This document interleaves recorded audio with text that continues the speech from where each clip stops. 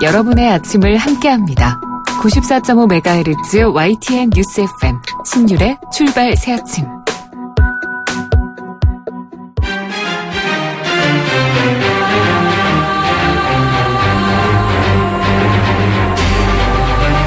매일 아침을 뉴스로 깨웁니다. 신율의 출발 새아침. 박근혜 대통령의 어제 광복절 축사 중에 대북 메시지의 핵심은 북한 정권과 북한 주민의 분리였습니다. 이것은 일반적인 관료로 봤을 때 분명 예외적이라고 볼 수 있는데요.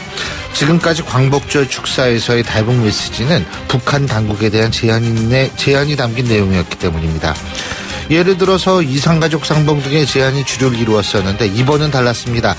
더구나 북한 주민과 북한 당국의 분리는 결국 북한에 대한 대화 제의가 더 이상 없다는 점을 분명히 하고요. 오히려 북한에 대한 압박을 계속할 것임을 분명히 한 것이라고 볼 수 있습니다. 이는 사드 배치 문제와의 연장선상에서 대북 문제를 접근할 것이라는 뜻도 읽을 수 있는 부분인데요. 이제는 우리 정부의 입장에 대해서 북한이 답할 차례입니다. 신율의 출발 새아침 오늘 순서 시작합니다.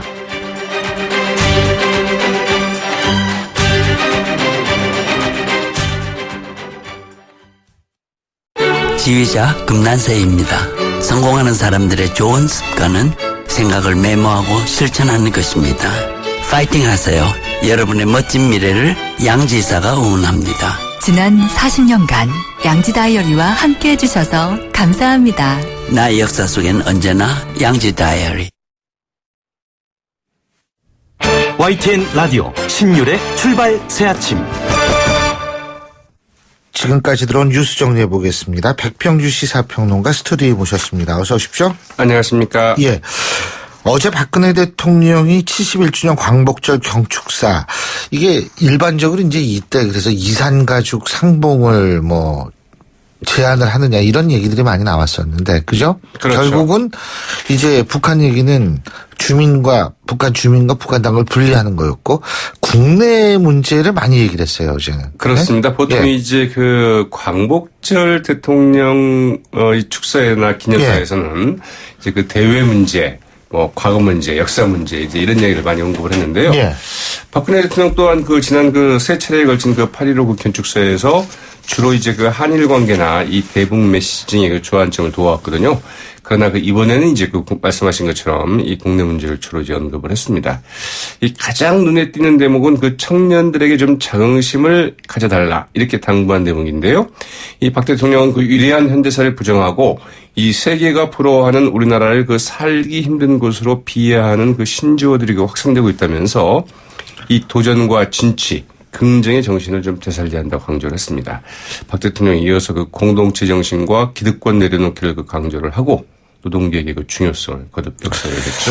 이 맞는 얘기죠. 근데 이제 젊은 사람들이 왜 그렇게 자기 비관적으로 빠지게 됐는지에 대한 사실은 거기에 대해서도 저는 좀 이 깊은 고민이 있었으면 좋겠다는 그런 안타까움이 있거든요. 그렇죠. 이 젊은 세대에 대해서는 우리 기성세대 이 책임에서 자유로울 수가 없죠. 한일 관계에 대해서도 언급이 있었죠? 그러나 간단했죠. 아주 단 한 줄의 언급이었는데요. 이 한일 관계도 역사를 직시하는 가운데 미래지향적인 관계로 새롭게 좀 만들어 나가야 할 것이다, 이렇게 이제 이야기를 했습니다. 예. 일본군 위안부 문제에 대한 언급은 아예 좀 없었고요. 예. 주요 외교적 현안이라고 할 수 있는 사드 배치 문제에 대해서는 북한의 도발에 대한 자위권적인 조치로 이 정쟁의 대상이 될 수 없다, 이렇게 좀 못을 박았습니다. 북한에 대해서는 이제 말씀하신 것처럼 이 북한 대신에 북한 당국의 간부들과 모든 북한 주민들을 이제 구체적으로 거명했습니다. 말하자면 이들을 직접 호명해서 이 새로운 한반도 통일 시대를 열어가는데 동참해달라, 이렇게 요청을 했는데요. 이 북한 당국과는 이제 더 이상 상대하지 않겠다. 그렇죠. 이런 입장을 분명히 했다고 해야 되겠죠. 그리고 이제 사실은 북한 간부들도 잘 생각을 해봐라, 지금. 이 얘기죠, 사실은. 예. 네.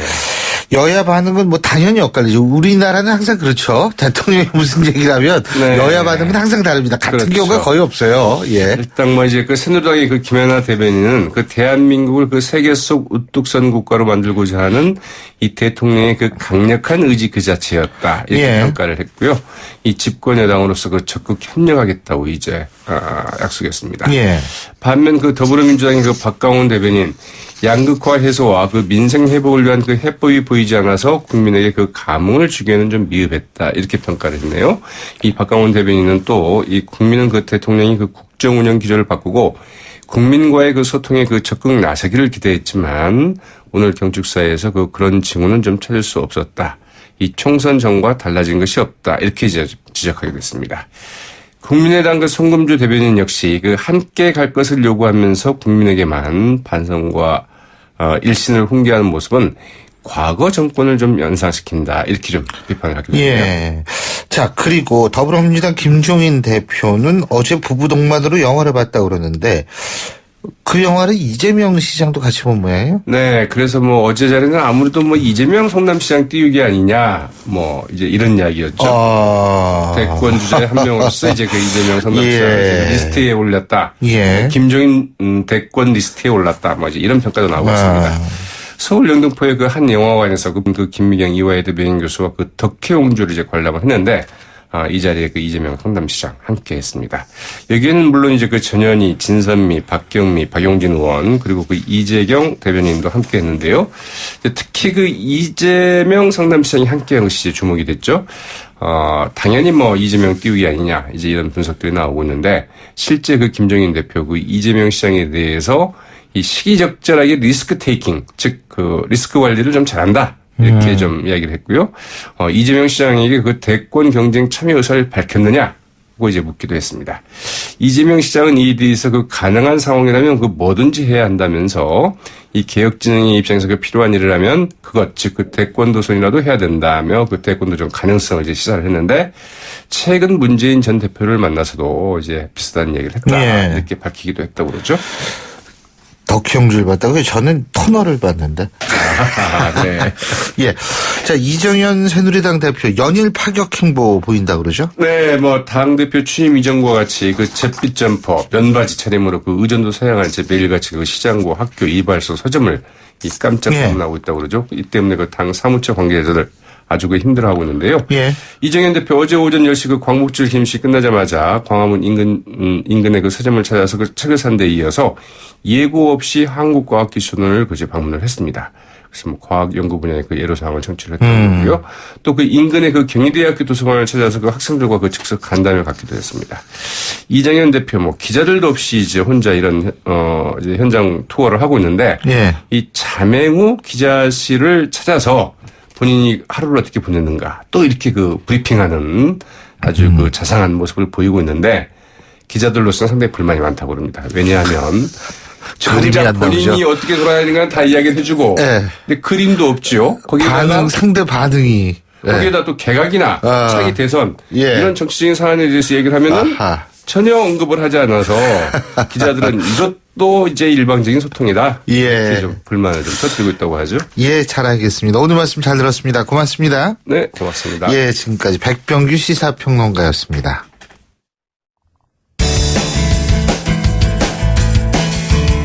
여러분은 지금 FM 94.5MHz로 방송되고 있는 신율의 출발 새 아침을 듣고 계십니다. 의견 주실 분은 짧은 문자 50원, 긴 문자 100원의 이용료가 드는 휴대전화 문자 메시지 우물정 0945번으로 의견 남기실 수 있습니다.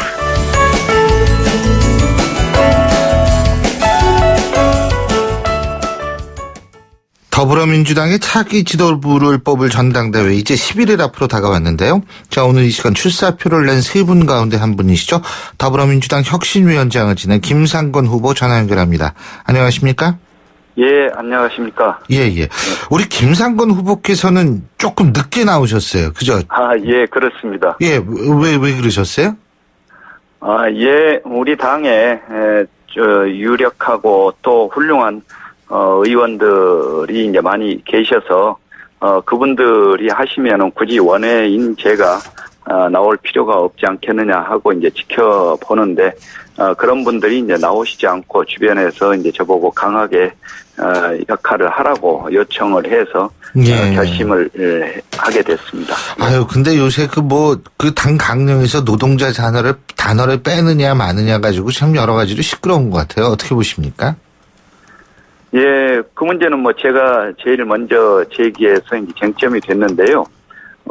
그런데 이제, 구체적으로 조금 설명드리면 우리 당 강령 전문에 우리 당이 계승할 정신에 이어서 노동자와 시민의 권리 향상을 위한 노력을 존중한다라고 이제 돼 있습니다. 예. 그런데 이제 거기에서 노동자를 빼는 걸로 당 강령 개정안이 이제 나와서 이 첫 문장을 바꾼다는 걸 당의 정체성을 이제 바꾸겠다는 의미로 이제 받아들여질 수도 있고, 예. 노동의 가치를 이제 존중하지 않으면 민주주의는 이제 성립하지 않고 이 전제가 지켜지지 않는 한 이제 사회 정의도 경제 민주주의화도 이제 민주주의도 있을 수 없다. 라는 이제 그런 취지에서 예. 이 강령 개정을 다시 재고해야 한다라고 이제 문제 제기한 것입니다. 예. 그래서 어떻게 될 것 같아요? 아마 이제 진지하게 논의를 하시겠죠. 우리 당 원내대표도 이제 이 문제를 달리 조정할 그런 이제 생각을 갖고 있다라고 밝힌 적도 있습니다만은 이 문제는 뭐 아주 이제 노동자란 세 글자 수준이 아니라 우리 당의 이제 방향과 또 우리 당이 어디에 중심을 두고 있는가 예. 이런 문제하고 연계되는 거죠. 뭐. 예. 자, 그리고요. 또 한 가지 제가 좀 여쭤보고 싶은 게, 이 국민 대다수가 탄핵을 요구하고 그런다면 그거에 대한 판단과 조치가 필요한 것 아니냐. 만약에 계속 국민들과 부통과 국민들의 의견에 반하는 정부가 지속된다면 그것에 대해 국민들이 탄핵을 생각할 수도 있지 않느냐. 이런 발언을 하셨는데 이 입장은 변하지 않으신 거죠? 앞에 이제 말씀드린 것은, 토론회에서 이제 예. 그 탄핵 관련, 아마 이제 요새 SNS에서 이제 그런 이야기들이 일부 나오니까 저한테 이제 질문을 여러 차례 해서 답변한 건데요. 예. 일반적인 이제 탄핵과 관련된 답변이었고요. 근데 이게 SBS 쪽에서도 이 말씀을 하셨다고 지금 보도가 되어 있던데. 그래서 이제 그쪽에서도 일반적인 의미에서 이제 탄핵이라는 것은 이런 것이다라는 말씀을 드린 거고, 예. 그리고 이제 뒤에 계속 이제 불통과 권위주의적인 성격을 계속 강화한다면은 그때 이제 뭐 탄핵 이야기를 한 것은 아니고 이제 국민적인 저항에 부딪힐 수도 있다. 그런 예. 이야기를 했었습니다. 예. 근데 제가 이걸 왜 여쭤봤냐면, 예. 인민일보가 지금 우리 김상곤 후보의 발언을 보도를 했대요. 뭐냐면, 사드가 박근혜 대통령, 중국의 인민일보가요. 사드가 예. 박근혜 대통령을 탄핵하는데 사용될 수 있다라는 기사 제목을 가지고, 이 국민의 목소리를 귀를 막고 있다면 박 대통령에 대한 탄핵도 이루어질 수 있다라는 김상곤 더불어민주당 당대표 후보의 토론회 발언을 전했다. 이렇게 보도가 돼 있거든요. 이 부분은 어떻게 보십니까? 그건 이제 거두절미하고 예. 그냥 이제 편의적으로 인용한 것이라고 이제 보고요. 중국이 말이죠. 저는 이제 실제로 이제 탄핵이 구체화될 가능성 거의 없다 하는 이야기도 이제 한 두세 번 더 붙였거든요. 이제 그러니까 지금 아까도 말씀드렸듯이 이제 불통과 권위주의적인 성격 그리고 이제 반공안정국적인 이제 그러한 조성 이런 문제들이 이제 지속된다면은 사실은 국민들은 더욱더 살기 힘들고 여러 가지 억압적인 상황 속에서 또 저항이 나올 수밖에 없겠다 하는 것은 이제 당연한 거 아니겠습니까? 그러나 이제 그것이 탄핵으로 발전할 수 있을지는 이제 사실은 거의 희박하다고 봐야죠. 예. 그러니까 지금 중국 언론의 이러한 이 보도는 결국은 우리 김상곤 후보의 발언을 자신의 입맛에 맞게 중국 측이 왜곡했다. 이렇게 봐도 되는 겁니까? 약간 이제 변용한 거라고 봐야죠. 변용과 왜곡은 어떻게 다르죠? 왜곡적인 성격이 있는 거죠. 왜곡했다 이렇게 받아들여도 되는 건가요? 예, 그렇습니다. 예, 알겠습니다. 자, 그리고요, 하여간 요새 이 김상곤 후보, 추미애 후보, 이종걸 후보 참 여러 가지 치열한데 말이에요. 예? 우리 추미애 후보보다 김상곤 후보께서 좀 나한테 유리한 측면이 있다라고 말씀하시면 어떤 측면이 있다고 보십니까? 지금 이제 우리 당 당원들이나 우리 당을 지지하고 이제 바라보시는 국민들은 더불어민주당이 더 변화와 혁신을 하기를 바라는 거죠. 예. 그리고 이제 준비된 수권 정당으로서 이제 모습도 더욱더 갖추기를 바랍니다. 그래서 이제 제가 그동안에 살아오면서 이제 경제나 경영 그리고 이제 교육과 관련한 혁신 작업을 했고 지난해에는 이제 우리 정당의 혁신 작업을 해서 그것을 기반으로 해서 보다 더 이제 확실한 변화와 혁신을 만들어내고 그리고 이제 실제 정책 정당으로서의 이제 역할도 할 수 있도록 하기를 바라는데 그것을 이제 확실하게 해낼 수 있는 그런 역량을 가지고 있다라고들 이제 평가를 하죠. 예. 근데 예전 노무현 전 대통령 탄핵 시절에 있어서의 추미애 후보의 어떤 그런 것도 말씀한 적이 있으신 모양이죠? 예, 그렇습니다. 예전에. 예. 예. 그 입장은 지금도 변함이 없으세요? 아니, 추미애 후보 본인도 그때 그건 이제 잘못했다라고 예. 이제 사과를 했습니다. 예. 그러니까, 그럼 더 이상 그거는 이제 괜찮다. 아니, 괜찮은 문제는 아니고요. 예. 한번 결정적으로 이제 실수한 것이다라고 이제 봐야 되는 거죠. 그러나 이제, 당대표가 돼서도 혹여라도 이제 그런 실수를 하면 어떡하나 하는 이제 우려를 많은 분들이 가지고 계시죠. 예, 알겠습니다. 자, 그리고 새누리당에선 말이에요. 그죠? 예. 이정현 후보가 이제 이정현 대표가 당대표가 되지 않았습니까? 그죠? 예. 근데 이제 호남 출신 당대표다. 그래가지고 참 여러 가지 얘기들이 있고 신선한 충격이다 이런 얘기를 하는데 이 부분은 어떻게 보세요? 좀 이제 새누리당이 자신들이 처한 위기를 극복하고 이제 외연 확대를 위해서 집권 전략을 펼치고 있다고 봅니다. 저는 이제 그것을 명명해서 이제 삼각편대 전략이 아니냐 하는 그런 생각을 하는데 예. 말씀하신 대로 이제 호남 출신의 이정현 당대표 또 일부에서 거론됐던 이제 충청 출신의 이제 대선 후보, 예. 그리고 이제 기존의 지지 기반인 영남 이렇게 해서 이제 새 지역을 전략적으로 이제 생각하고 펼치는 이제 그런 것이다라고 이제 보는데 이건 참 이제 어떻게 보면 무서운 전략이죠. 우리 당 입장에서는 이제 공포의 삼각편대 전략이라고도 볼 수 있습니다. 공포의 삼각편대 전략. 예. 그래서 이제 이걸 제대로 대응하지 못하면은 사실은 이제 정권 교체에 이제 우려를 가져올 수밖에 없다라고 이제 보는데 그래서 이것을 제대로 이제 하기 위해서는 우리 당의 이제 대표 선출도 전략적으로 이루어져야 한다. 이런 생각을 하는 거죠. 그래서 그 전략적으로 이루어지면 어떻게 돼야 된다고 보세요? 뭐 다들 아시는 바와 같이 우리 당의 이제 대선 후보들은 대부분 예, 영남 출신이지 않습니까? 예. 거기에 당 대표마저 이제 영남이 된다면은 사실은 영남 대선 후보, 영남 당 대표 이제 필패론이 거론될 수밖에 없고 실제 그런 경향이 나타날 수밖에 없는 거 아니냐. 예. 이런 이야기죠. 근데 이 호남 얘기가 나와서 말인데 박지원 국민의당 대표 같은 경우, 위원장 같은 경우에 문재인 전 대표는 뭘 해도 호남 민심 되돌릴 수 없다라는 얘기를 한 모양이던데요. 예, 그건 뭐 사전에 그렇게 이제 예단할 사안은 아니고요. 앞으로 이제 우리 당에서 대선 후보 경선을 어떻게 하고 또 어떻게 국민들의 뜻을 우리가 받아들이느냐 하는 것에 이제 달려 있다고 봐야죠. 근데 실제로 지금 문재인 전 대표가 대선 후보가 될 것이다라고 많은 분들이 확신을 하는 분들이 많은데 그건 왜 그렇다고 보세요? 그건 이제 현재 가장 우리 당 후보 중에서는 이제 지지도가 높고 그리고 이제 2012년에 대선 후보로서 역할한 바가 있고 그러기 때문에 이제 그분을 이제 지지하는 지지 그룹들이 있지 않겠습니까? 그래서 이제 그분들이 본인들의 이제 바람으로 문재인 전 대표를 세워서 하기를 원하는 거 아니겠습니까? 제가 이제 얘기한 거는 그 지지자들 얘기가 아니고 많은 그 언론사 기자분들이 그렇게 예측을 하더라고요. 근데 이분들이 문재인 전 대표를 뭐 지지하거나 이런 건 아니거든요. 좋습니다.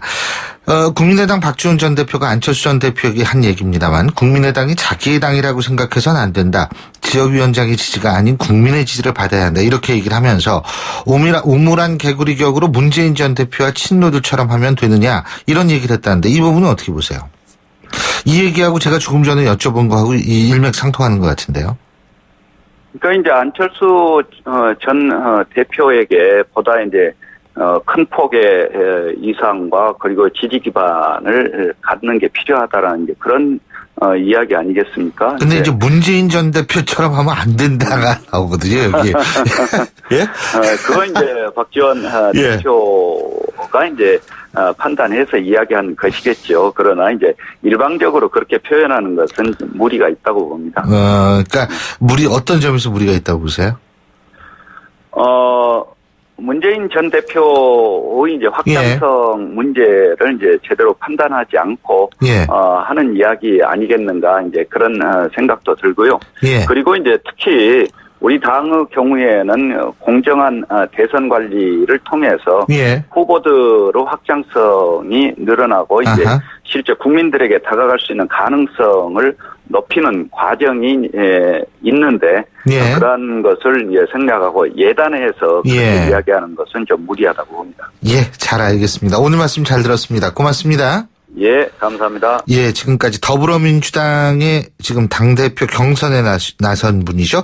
김상곤 전 더불어민주당 혁신위원장이었습니다. 신율의 출발 새 아침 1부 순서 여기서 줄입니다. 잠시 뒤 2부에서 뵙겠습니다. 이정길입니다.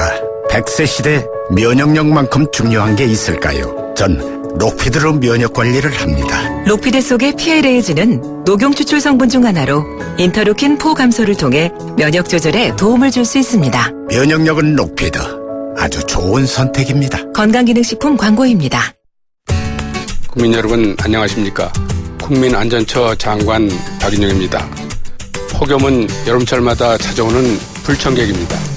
폭염으로부터 안전한 여름을 보내기 위해서는 라디오나 TV를 통해서 기상 상황을 수시로 확인해 주시고 폭염특보 발령 시에는 무리한 야외 활동이나 작업을 자제해 주시기 바랍니다. 그리고 어린이나 노약자 분들께서는 가급적 외출을 삼가시고 무더위 쉼터를 이용하는 것이 좋습니다. 야외 활동 중에 두통이나 근육 경련 그리고 현기증과 같은 증상이 나타나면 시원한 곳에서 휴식을 취하거나 119로 즉시 신고해 주시기 바랍니다. 무더위 예방수칙을 잘 지켜서 안전한 여름을 보내시기 바랍니다. YTN 라디오 안전한 여름나기 캠페인 국민안전처와 함께합니다. 김 사장, 요즘 얼굴 폈는데 무슨 좋은 일 있나 봐. 요즘 든든한 후원자가 생겼거든. 그게 누군데? 자네는 아직도 모르나? 중소기업들의 기술 고민 해결사 기업공감 원스톱 서비스 미래창조과학부가 정부 출연연구원, 대학 등 60여 개 전문기관을 활용해 필요한 기술이나 인력을 찾아주는 것은 물론 고가의 장비도 활용할 수 있게 도와준다고. 나도 이용할 수 있는 건가? 당연하지. 누구나 국번 없이 1379로 전화하면 도움을 받을 수 있으니 기술 고민 있으면 전화해보게. SOS 1379 기업공감 원스톱 서비스 누구나 국번 없이 1379 정부 3.0과 함께합니다. 소통의 아침을 여는 공정한 목소리 신율의 출발 새 아침. 신율의 출발 새 아침 2부 순서 먼저 광고 듣고 오겠습니다. 페이스 도루코 면도기 도루코 페이스 면도기 페이스 안전하고 부드러운 대한민국 면도기. 안전하고 부드러운 면도 그 이상을 경험하세요. The Shaving Innovator Dorco Pace. 온도와 습도를 항상 일정하게 유지시켜주는 항온항습기 전문기업 AR. 전산센터, 반도체 공장, 미술관, 박물관, 귀중품 보관실을 30년 축적된 기술로 AR이 지켜드립니다. 24시간 확실한 서비스 보장 031-497-0561. 안녕하세요. 김시안입니다. 시원한 폭포 소리가 들리세요? 있는 그대로의 자연스러움을 간직한 폭포처럼 맑고 깨끗한 칠성 사이다가 우리 곁에 있습니다. 변함없이 맑고 깨끗한 칠성 사이다. 크리네어 테크. 크리네어 테크 집중기. 주물 작업, 연마 작업, 페인트 작업. 분진가스 냄새 연기 작업 장분진. 이 세상에 못 없애는 분진이 어딨어. 크리네어 테크 집중기가 다 잡아줍니다. 예! 크리네어 테크. 크리네어 테크 집중기. 아, 저 선수 200만 원이 생겼어요. 좋은 일에 투자할 절호의 찬스네요. 그럼 크라우드 펀딩을 해야죠. 투자한 돈도 키우고 유망 기업을 키우는 보람도 남다르거든요. 크라우드 펀딩이요? 누가 잘하나요? 기업을 잘 아니까. 크라우드 펀딩은 IBK 투자증권이죠. 원금 손실에 유의하세요. 세상에 없던 자동차 전시장이 온다. 제기와 랜드로버 공식 딜러 KCC 오토모빌 서초 전시장 그랜드 오픈. 지상 8층 지하 2층의 대규모 전시장 KCC 오토모빌 서초 전시장에서 완벽에 가까운 특별함을 만났어요. 분당, 일산, 원주, 제주, 성남, 서초, 양재 네트워크 운영 중. 잇몸이요. 괜찮다가 피곤하면 또 들뜨고. 그래서 전 인사돌 플러스 시작했어요. 염증에 좋은 생약 성분을 더해서 차이가 느껴지는 거죠. 너무 편해졌어요. 홍은희 씨도 잇몸이 좋아졌습니다. 붓고 시리고 피날 때 인사돌 플러스. 인사돌 플러스. 어쩜 이렇게 좋아지죠? 편안해진 잇몸의 차이를 느껴보세요. 예. 월요일 같은 화요일 아침입니다. 7시 39분 59초 지나고 있는데요. 자, 화요일 아침 교통상황 알아볼까요? 김미란 캐스터. 네, 신율의 출발새 아침 교통정보입니다. 연휴가 끝나고 맞이하는 출근길이라 교통량이 많은데요. 조금 더 안전운전에 유의하시기 바랍니다. 30분 전에 성산대교 남단에서 북단 구간, 북단 끝지점에서 승용차 전독 사고가 있었습니다. 이 처리 작업이 지금 지연되고 있어 하비차로가 계속해서 막히고 있는데요. 성산대교에서 강변문호 북단 쪽 진입하는 데는 각별히 주의하시기 바랍니다. 내부순환로 성산 방면 정릉 램프부터 국미램프 구간 고장 차량은 처리 작업이 끝났습니다. 다만 뒤로 기름 램프부터 속도가 떨어져 있고 홍은 램프부터 연희 램프까지도 밀리고 있습니다. 반대 성수대교 방면 홍지 램프부터 정릉 터널까지도 30km 미만입니다. 올림픽대로 하남 방면 행주대교부터 한강대교까지 속도가 내려가 있는데요. 조금 전 반포대교에서 한남대교 구간 1차로에서 추돌 사고가 일어나 처리 작업하고 있습니다. 잘 살펴서 안전하게 이동하시기 바랍니다. 반대 김포 쪽으로도 천호대교부터 한강대교까지는 이제 20-30km 안팎입니다. 신율의 출발새 아침 교통정보였습니다. YTN 라디오 신율의 출발 새 아침. 최근 국민의당 박지원 비대위원장이 당헌 개정을 제안하면서요. 손학규, 정운찬 이런 분들이 홀가분한 마음으로 우리를 선택할 수 있는 문을 열어줘야 한다. 이런 얘기를 했습니다. 그래서 많은 분들이 여기에 관심을 끌었죠. 자, 그래서 오늘 그 두 분 중에 한 분 만나보겠습니다. 동반성장연구소 이사장 맡고 있는 정운찬 전 총리 전화 연결합니다. 안녕하십니까? 안녕하셨어요. 오랜만입니다. 예. 아우, 너무 더워요. 예? 네, 덥습니다. 이 더우신데 뭐 하십니까? 휴가 안 갔다 오셨어요? 갔다 왔습니다. 갔다 오셨어요? 아, 네네. 근데 요새 사람들이 그러더라고요. 더워서 휴가도 못 가겠다고 그러더라고요. 오고 가고 고생해요. 예.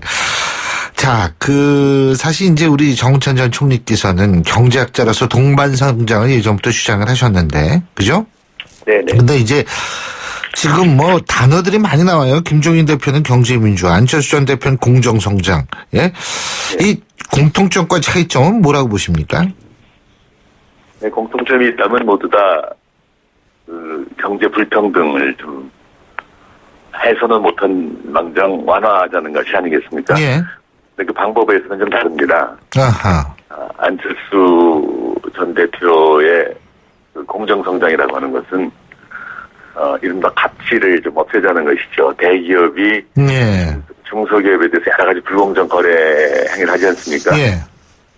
물건 주문할 때 서면 주문 대신 구두 주문한다든지, 기술을 탈취해간다든지, 납품가를 후려친다든지, 또는 장기 어음 결제를 한다든지 하는 것들이 대기업의 중소기업에 대한 불공정거래행위라고 할 수 있는데 이런 것들을 없애면은 불평등이 좀 없어질 거다. 또한 우리가 지금 저성장으로 고생하고 있는데 벤처를 키우자. 또 벤처에서 패배한 사람들한테 부활의 기회를 주자. 이런 것이 아마 한 대표의 공정성장론이 아닐까 생각합니다. 그렇군요.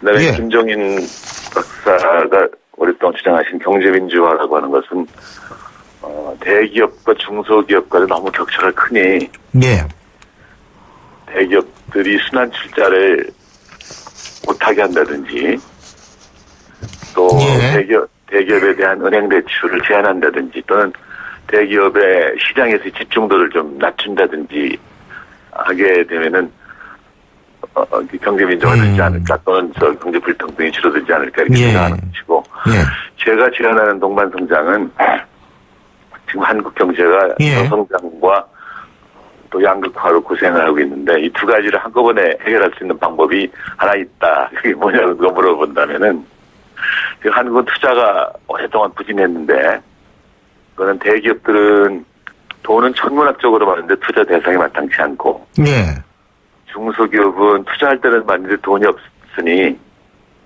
대기업으로 흘러갈 돈이 합법적으로 그리고 스무드하게 중소기업으로 흘러가도록 유도하자는 겁니다.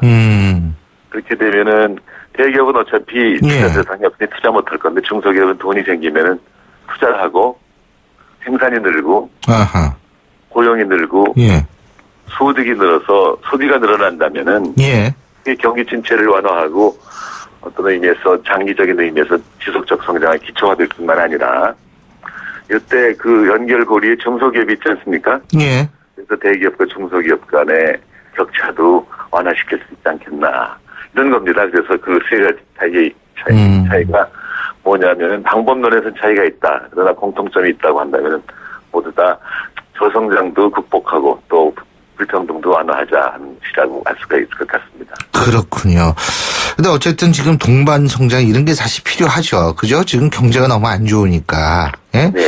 그런 차원에서 사실 정운찬 전 총리가 이제 자꾸 정치권에서도 언급이 되는 것 같아요. 제가 아까도 말씀드렸지만 국민의당 박지원 비대위원장이 정운찬 전 총리를 이제 직접 언급을 하면서 뭐 이런 얘기를 했는데 제가 좀 여쭤보고 싶은 게 있어요. 지금 당장 뭐 국민의당이나 더불어민주당으로 뭐 그쪽으로 들어갈 수 있는 상황은 아니라고 저는 생각을 하거든요. 맞습니까?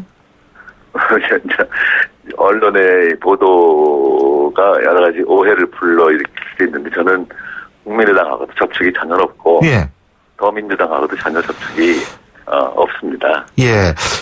그래서 제가 제 일생의 목표는 동반성장 사회 건설을 앞당기는 것입니다. 그래서 제가 여쭤보는 게요. 지금 말이에요. 이 권력구조 개편을 포함한 개헌이 되면 그죠? 좀 그때는 우리 정운찬 전 총리께서 움직일 수 있는 상황이 되지 않을까라는 생각이 드는데 어떻게 보세요? 네, 신 교수님 저는 그 사람이 어떤 일을 하는 게 중요하지. 어떤 자리에 가는 게 중요하지 물론 그런 거는 있습니다만. 그래서 저는 그냥 동반성장 사회 건설이 제 목표입니다. 그걸 위해서 헌신을 다하겠습니다. 물론 근데 개헌이 되면 그래도 좀 활동의 폭이 넓어질 수 있지 않을까 해서 여쭤본 거였거든요. 네, 지금까지는 그런 생각 해본 적 없습니다. 그 생각 해보신 적이 없다. 근데 지금 같은 상황에서 자꾸 근데 이 러브콜은 많이 들어오는 것 같은데 말이에요. 그죠? 네, 경제가 너무 어렵고 사회가 여러 가지 부조리도 많고 민주주의도 후퇴하고 하는 것 같아서 시민의 한 사람으로서 참 안타깝다 그런 건 있지만 구체적으로 제가 어떤 정치적 활동할 계획은 아직은 없습니다. 지금 민주주의가 후퇴됐다고 말씀하셨는데 어떤 측면에서 그렇게 보세요? 뭐 민주주의라고 하는 것이 국민의 목소리를 들으면서 정치를 하는 것이 아니겠습니까? 그 국민의 목소리를 듣는 대신에 정치자들이 또는 정치하는 사람들이 자기들의 생각을 국민들한테 강요하는 것 같아요. 예를 들어서 사드 배치라든지 또 뭐 기타 여러 가지가 있을 텐데 그런 것들을 좀 국민한테 좀 물어보고서 했으면 좋겠는데 일단 결정해놓고 국민들은 따르라 따르지 않으면 애국 안 하는 것이다. 이런 식으로 하는 것은 민주주의하고는 거리가 좀 있는 것이 아닐까 생각하고 있습니다. 예. 그게 지금 이제 상당히 그 첨예한 문제 아니겠어요? 사드 문제 같은 경우에도 그렇고 여러 가지가 그런데 중국이 참 반발을 많이 하는데 경제학자로서 중국이 사드 문제로 보복을 할 수 있다고 보십니까? 뭐 중국하고 한국은 지금 경제적으로 굉장히 밀접한 관계가 있습니다. 우리 수출의 한 25% 정도가 중국에 가는 것인데 또 중국 또한 우리하고의 무역을 굉장히 많이 하고 있기 때문에 마음대로 이러저러는 못할지 모르지만 제가 생각에는 아무래도 저쪽이 덩치가 크니까 우리한테 뭐 이런저런 압력을 낼 가능성은 뭐 없지 않다고 생각합니다. 예. 근데 중국이 만약 압력을 넣는다 하더라도 결국 자신들도 어느 정도 또 피해를 볼 수밖에 없는 것이 이 경제적 보복의 특징 아니겠습니까? 그렇습니다. 그래서 중국이 마음대로 이래저래는 못한다는 말씀이죠. 아, 그렇군요. 알겠습니다. 자, 그리고 어쨌든 지금 아까 동반성장 얘기 다시 돌아가서요. 초과이익 공유제라는 게 있는 모양이에요. 그죠? 네네. 예. 이 초과이익 공유제, 동반성장의 가장 중요한 가치 중에 하나는 맞습니까? 네, 그렇다고 생각합니다. 초과이익 공유제 좀 한번 설명할까요? 간단하게 해 주십시오. 예, 시간 관계상. 네. 어떤 기업이 목표 이익이 있는데 그보다 초과해서 달성한다면은 그 초과분의 일부를 협력 중소기업한테 좀 나누라는 거예요. 예를 들자면 한 5, 6년 전에 어떤 기업이 7조 원의 이익을 올렸습니다. 10조 목표를 했었어요. 10조가 초과이익인데 그 기업은 2조 1천억은 임직원 보너스 주고 4조 9천억은 사내유보를 한 모양이죠. 예, 알겠습니다. 7조 중에 1%만 더 10%는 더 줘. 그걸 협력 중소기업한테 나누시면 그들이 그렇죠. 기술 개발, 뭐 해외 진출을 위해서 그들이 강해지면 대기업도 또 강해지는 거예요. 한 배에 탔다고 하는 알겠습니다. 생각을 하면 좋을 것 같은 말씀이죠. 예. 다음번에 제가 좀 더 자세히 듣겠습니다. 하도 모시기 어려워가지고요. 오늘 말씀 여기까지 듣겠습니다. 고맙습니다. 네, 고맙습니다. 예, 지금까지 동반성장연구소 이사장을 맡고 계시죠. 정운찬 전 총리였고요. 신율의 출발 새 아침 2부 순서 여기서 줄입니다. 전 8시 10분 3부에서 뵙겠습니다.